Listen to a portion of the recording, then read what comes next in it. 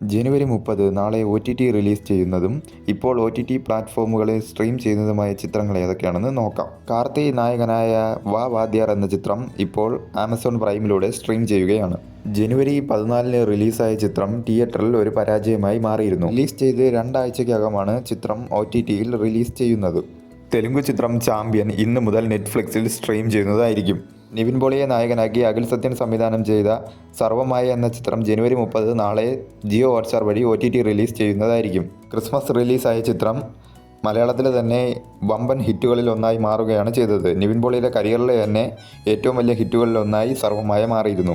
രൺവീർ സിംഗ് നായകനായി എത്തിയ ദുരന്തർ എന്ന ചിത്രം നെറ്റ്ഫ്ലിക്സ് വഴി നാളെ ജനുവരി 30 OTT റിലീസ് ചെയ്യുന്നതായിരിക്കും. തെലുങ്ക്, കന്നഡ, തമിഴ്, മലയാളം തുടങ്ങിയ എല്ലാ ഭാഷകളിലും ചിത്രത്തിൻ്റെ ഡബ്ഡ് വെർഷൻസും കാണും.